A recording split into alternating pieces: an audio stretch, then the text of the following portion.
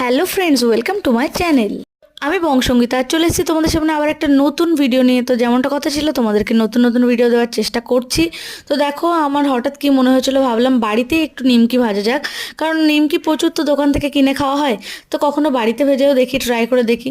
মা কিন্তু এটাতে আমাকে কোনোভাবে হেল্প করেনি, আমি নিজের চেষ্টাই যা করেছি। হ্যাঁ, তার মধ্যে বিকালে তানিয়া বোন এসেছিলো, ওকে দিয়েই আর কি এটাকে লেচিগুলো কেটে নিয়েছি।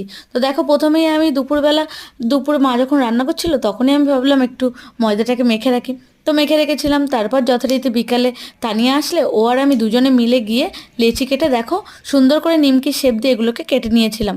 তারপরে আর কি কড়াইতে গরম তেল দিয়েছি, দিয়ে সুন্দর করে ভেজে নিয়েছি। হ্যাঁ, প্রথমবারের চেষ্টায় হয়তো অতটাও ভালো হয়নি, তবে যতটা হয়েছিল খেতে মন্দ লাগেনি কিন্তু। তো দেখো, দুজনে মিলে বসে পড়েছিলাম ভাজার জন্য। প্রথমে কড়াইতে এগুলো ছেড়ে নিলাম সুন্দর করে। দেখো, প্রথমে না ওগুলো খুব গায়ে আটকে আটকে গেছিলো, তারপর তেলে দেওয়ার সাথে সাথেই সবগুলো দেখলাম কেমন আলাদা আলাদা হয়ে গেল। সত্যি বলতে দেখো, লাল লাল করে ভেজে নিয়েছিলাম, একদম ক্রিস্পি হয়েছিল, যেমনটা আমরা দোকানে খেয়ে থাকি। আমার তো বরঞ্চ এতে একটু বাদামটা দেওয়া কম হয়ে গেছিলো, মানে বাদামটা দিইনিই বললে চলে।